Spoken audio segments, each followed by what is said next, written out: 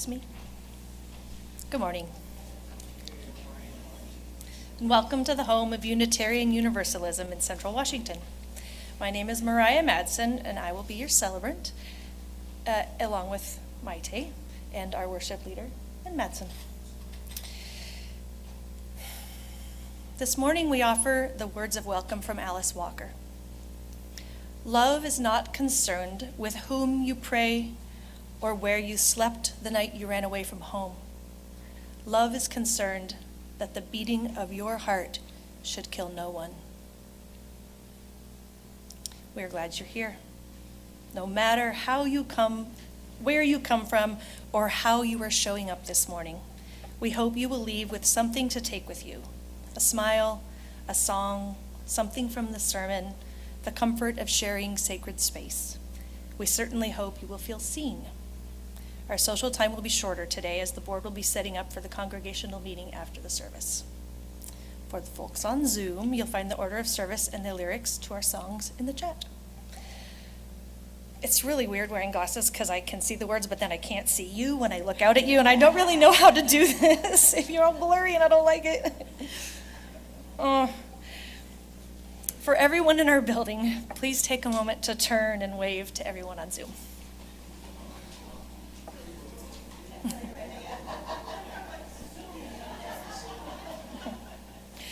And now please take a moment to greet those around you, especially someone you don't know well. Julie has some announcements for us about the congregational meeting. Thank you. Good morning. My name is Julie McAllister, and I'm the president of the Board of Trustees. So, welcome today. And today's our annual congregational meeting. So members and friends are welcome to stay. Members need to sign in. We do need a quorum. If we don't have a quorum, we cannot conduct any of the business we need to do. Not that I'm trying to pressure you. So I know members have been signing in as they've been coming in. You can also sign in during the shortened time afterwards, and you'll get a voting stick, and then we'll talk about how to do that. For those on Zoom, it's the same Zoom link you can stay on. And Peggy, the Zoom host, will work with Darius, and we will tell you how to vote on Zoom. The Thursday Night Covenant group is supplying the snacks today. So the plan would be, the service gets done, people have been told to sign in by 11:45 at the latest on Zoom. The Thursday night group is going to have a buffet line. Make sure you're signed in and registered, grab a plate, sit down. Find a seat. We want to start promptly at noon, and unless there is a whole lot of controversy, which I'm not expecting, we will be done before 1. So if that helps anyone to decide to help us meet our quorum. Okay, thank you.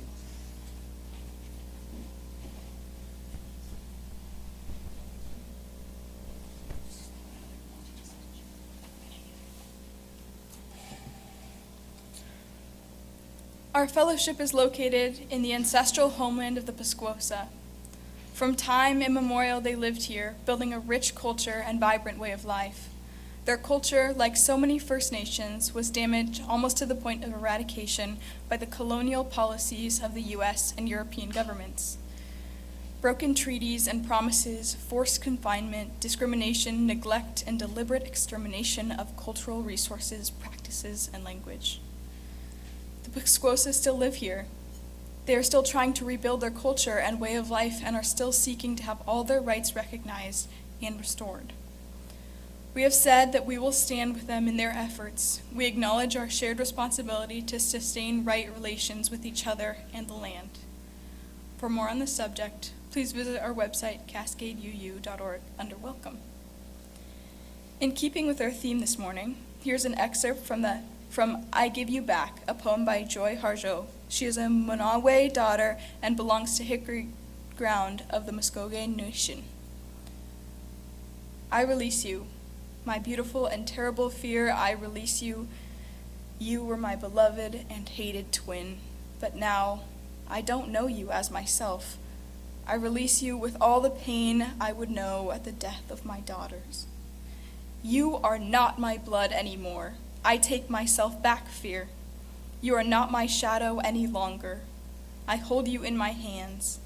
I won't hold you in my hands. You can't live in my eyes, my ears, my voice, my belly, or my heart. In my heart, my heart.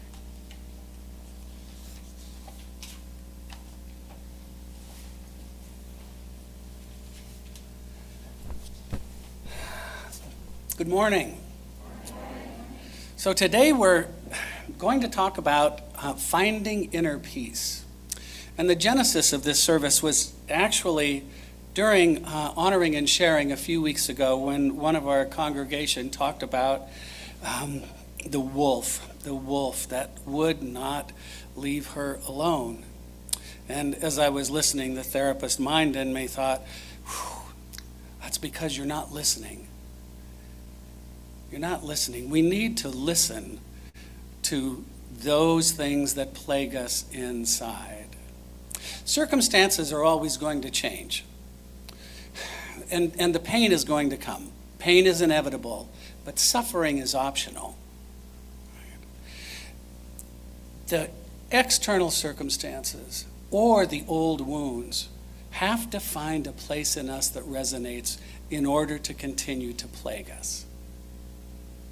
Right? We have to, and so our work in finding inner peace is not to move away from those places. It's not to avoid them.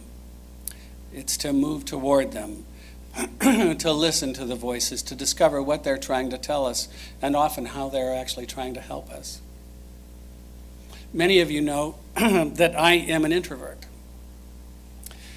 And for many years I explained my reluctance to socialize or my difficulty engaging in personal friendships or all of those things. I blamed it on my introversion. But the fact is, that's not why I avoid those things. I avoid those things because I learned as a very young person that a conversation is an opportunity to be humiliated. That a relationship is an opportunity to discover that you are not wanted or not enough.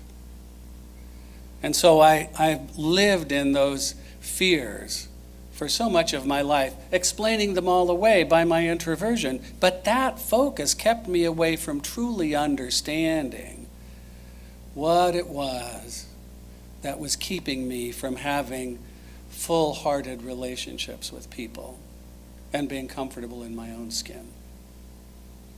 Now, the path that I chose to discover that is therapy. Surprise. And I have here a poem for our call to worship by Naira Waheed. The hard season will split you through. Do not worry. You will bleed water. Do not worry. This is grief. Your face will fall out and down your skin, and there will be scorching, but do not worry. Keep speaking the years from their hiding places. Keep coughing up smoke from all the deaths you have died. Keep the rage tender, because the soft season will come. It will come loud, ready, gulping with both hands in your chest, up all night, up all the nights, to drink all the damage into love. Now, let's rise in body and spirit and sing our opening song, Lay Down Your Burden, by Red Molly. Our singers will lead the congregation. You will sing the bold versions in the screen.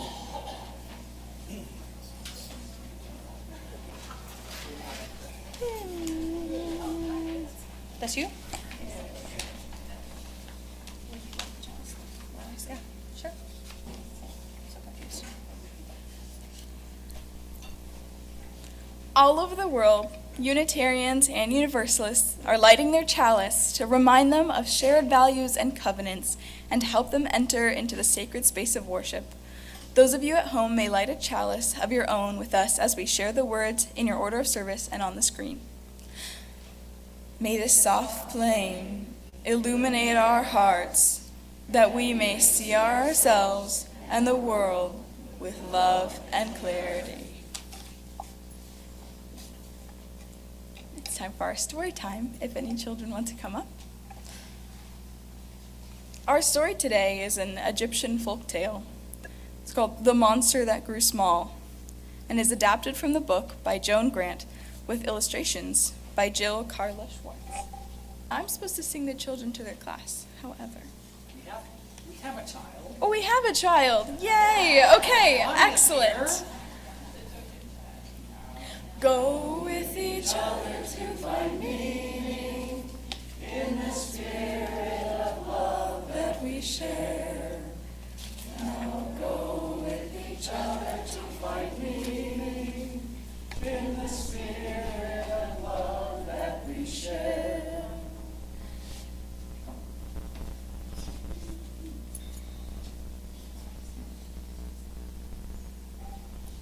So I have a reading from A. Powell Davies, the Unitarian minister and social justice activist. When sorrow comes, let us accept it simply as a part of life. Let the heart be open to pain. Let it be stretched by it. All the evidence we have says that this is the better way. An open heart never grows bitter. Anguish, like ecstasy, is not forever. There comes a gentleness, a returning to quietness, a restoring stillness. And this, too, is a door to life. Here also is a deepening of meaning. And in the process, will come a deepening inward knowledge that is the final reckoning that all is well.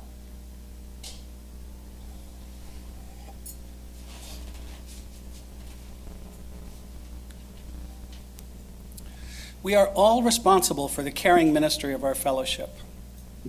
Throughout the month, our congregational care team works to encourage and coordinate the work of that ministry. The care team representative today is Mary Madsen. You could tell her of any needs you have or are aware of. As part of our communal ministry, we take time every week to give folks an opportunity to share events or experiences that have moved them in a deeply personal way. This is a time of reverence, an opportunity to open the door to a deeper connection, for the fellowship to create and hold space for those who choose to share.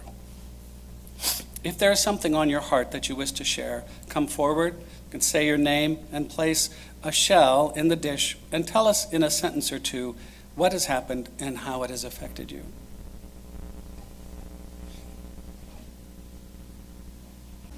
Take a nice deep breath. Get yourself grounded, comfortable, however you feel comfortable. Make space inside. I would invite you to spend a few moments thinking about what is it that robs you of your peace? What is it that returns again and again to cause you fear or anxiety or distress?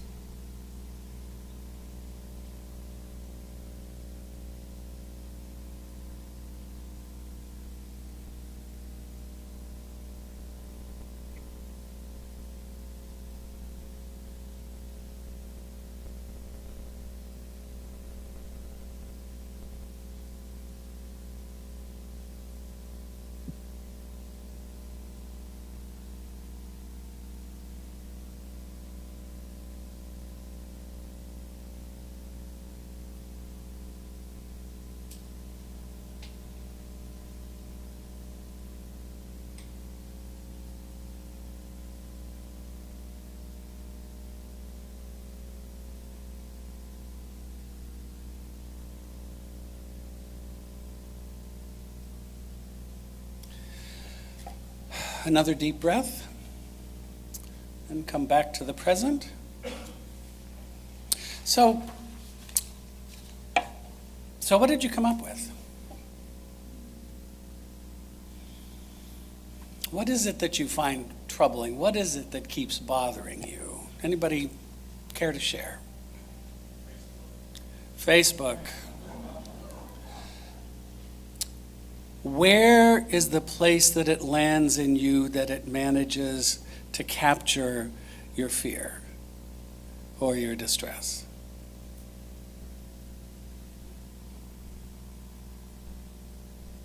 What's the belief?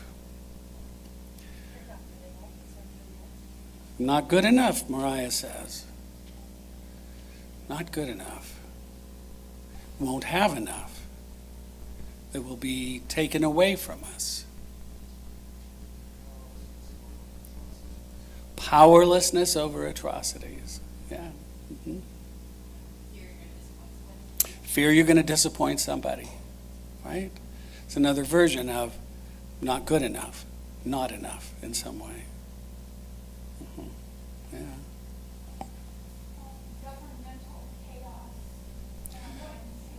Yeah, that's very scary. Where does it land in you? Again, these are the external things, but our peace comes from within. What is the place that it touches in you that frightens you?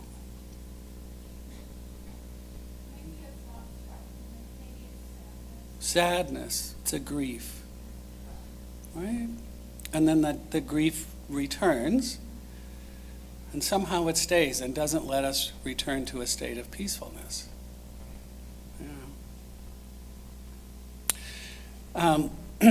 I have a client, a young woman that I began to see when she was in her late teens and early 20s. She had some troubles, and she worked hard and did well and stopped therapy, and then came back to me again after about 7 or 8 years. And she came back to me because she began to have these horrible, intrusive thoughts that she might hurt her child. She was terrified. She didn't want to hurt her child. She had no intention of hurting her child. But she was plagued by these thoughts to the point where she was afraid she could not be any longer alone with her child. She could not be alone with her child. She couldn't sleep at night because she was afraid she might do something in her sleep. This is horrible. It got to the point where she ended up in the emergency room. Right? And the people there were talking about, does she need to be hospitalized to protect her child? Which, no, that didn't need to happen for sure. So how did this come to be? So this woman had, in the interim, had gotten married and had had a delightful pregnancy. She was very happy with her pregnancy. And the delivery went fine. And on the second day after the baby was born, she took him to the hospital and discovered that the baby had a heart condition that was not able to be repaired because the baby was not strong enough or old enough to withstand the surgery. And so she spent the next 9 months basically having a NICU in her house. She was responsible for keeping that baby alive. She was responsible to make sure that the baby gained weight. She was responsible to make sure that the medication got fed on time. She was responsible. And throughout that whole time, and she's an amazing young woman. She's very determined. She's a really good noticer. She paid very close attention, and she was successful. She got the baby, and it was harrowing, of course. She got the baby healthy enough and had the surgery. And then 6 months later, she began to be plagued by these very intrusive thoughts. So where do these come from? What is this about? And this is the example, one of the examples of how there is a message here that needs to be dealt with. We talked about this, right? This is like a nightmare that is occurring when you're awake. And the nightmare is meaningful. Right?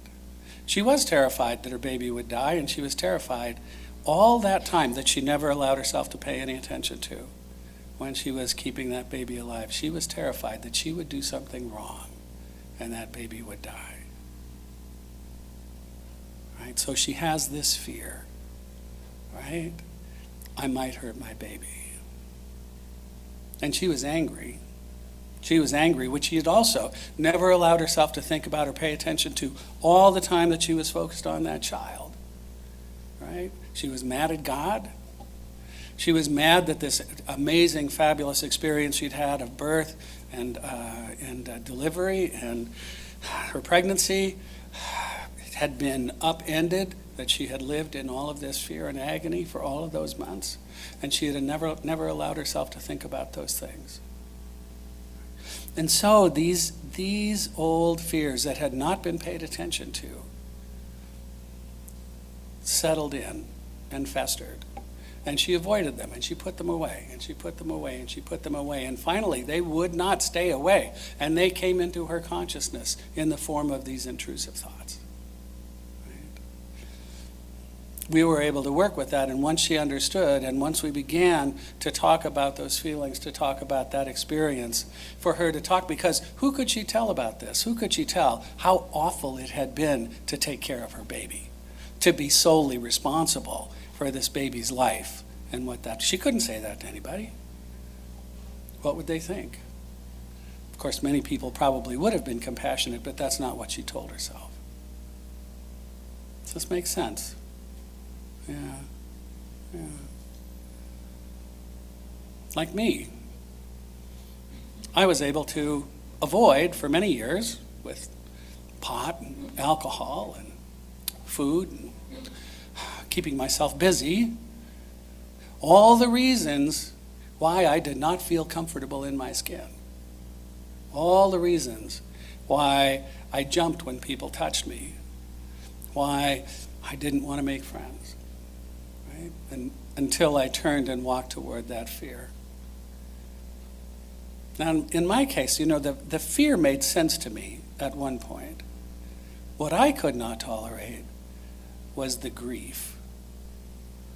The helpless grief that my family was not safe. That I really was, in many ways, a disappointment to my parents. But once I began to face that grief, as the poem said, as Nahira Wahid's poem said, it poured out of me, it poured out of me. And behind that, I did find some peace. I did find some comfort. I'm able to walk in the world. The other night, we were at the circle supper. Ben came over to talk to me. I was sitting by myself reading. Ben came over to talk to me. I know you're an introvert, he says. And Ben and I have good conversations. Many times in the past, I would have talked with Ben, but there would have been a resentment for being intruded upon. And that's not Ben's deal, that's mine. But I found myself enjoying our conversation and easily able to engage in a conversation with him. Like Niobe, we need to move toward our fear. We need to move toward it. Right? How do we hold that grief? Roxanne, how do we hold that grief? How do we hold that sadness so that it does not rob us of our inner peace? A couple of months ago, at the beginning of April, we talked about this. We talked about how do we survive in difficult times. Lately, I've been thinking a lot about the Navajo religion and culture. They have a word, hosho. And it's a big word. It's a very big word. And it refers to beauty. It refers to peace, but it also refers to respect. It refers to balance. It refers to harmony. It refers to the way you conduct yourself with other people. It refers to the nature of your relationship with the world and with your family. Right? If we have a practice that we rely on, we have to think about, where is this place that it lands us? What do we do about not good enough? What do we do about all the Facebook posts that we cannot live up to, all the curated things? That's landing someplace. Someplace we got the idea that we might disappoint people. Right? We have to walk right toward that fear, right toward that, and find out where it comes from. And often, there's a piece of truth behind it. I was a disappointment. And that's so sad. Because no little kid should be a disappointment, should feel that they're a disappointment, should look into their parents' eyes and not see warmth or love.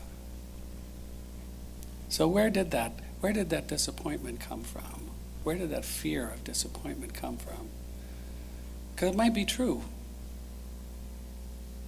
It might be true that we have disappointed someone important to us.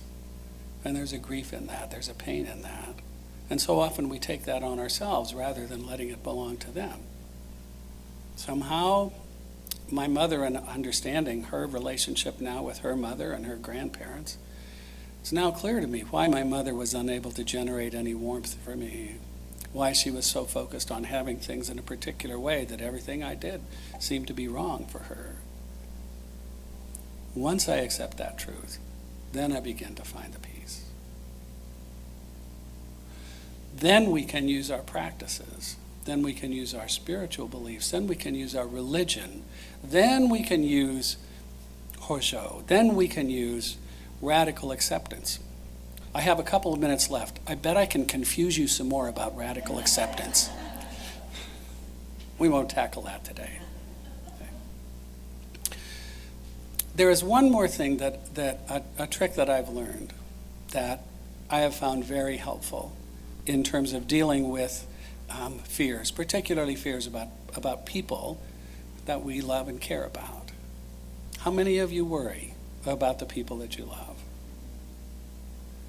Right. How many of you, really worry? How many of us have this concern, that keeps running through our head, particularly when those we love are in difficult circumstances, right? Okay. So, why do you worry? Why do you worry? Because we care so much. Exactly. Oh, yeah, that too. Oh, boy. Oh, boy. There we go. We had a year's worth of work on that, just right. Okay. When you find yourself in that place of worry or fear, back into the love. What is the energy you want to send out into the world? Do you want to send that fear out there? Do you want to? I always think of this. I can't think of God. I can think of God. But I think that there must be some way of joining the energy of the universe that works, and some ways that don't. Don't mess with gravity, right? You're gonna have trouble if you mess with gravity, right? We don't want to fight that energy. Back away from the fear. Don't send the fear into there. Don't send that worry out. Back into the love. If you think about the people you love, if you think about all the people being harmed by the practices of the government, right?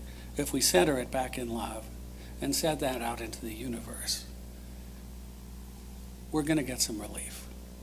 We're going to get some peace. How do we hold ourselves in that state of peace, right? Tackle our fears. Find out where they come from. Listen to what they are telling us we need to do, right? The wolf wants to tell us something, and it's probably going to help. Stay with our spiritual practices. Do what we know works, even when we don't want to. Right? Back away from the fear and into the love.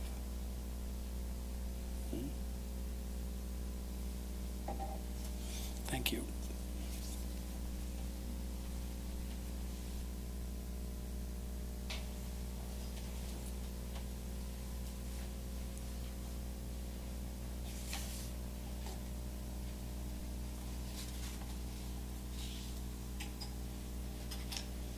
This section's called Returning to the World.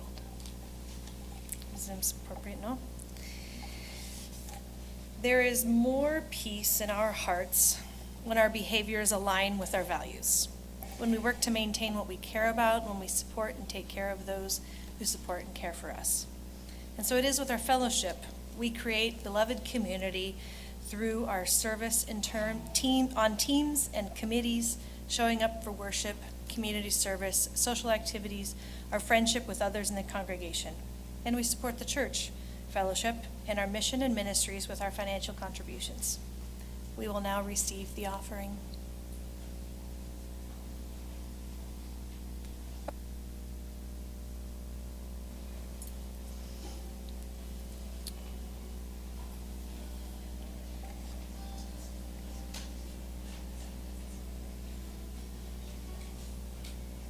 We will now receive the offerings.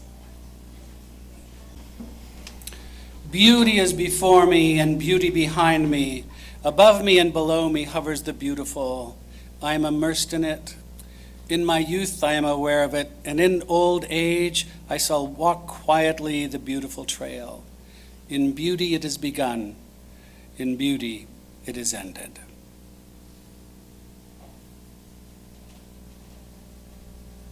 And now, as we extinguish our chalice, please join me in saying the words printed in your order of service or on the screen. We extinguish this flame, but not the light of truth, the warmth of community, The fire of commitment. these we carry in our hearts and embody in our lives until we are together again. And now if you'll circle up and join hands or stand shoulder to shoulder while we sing our final song.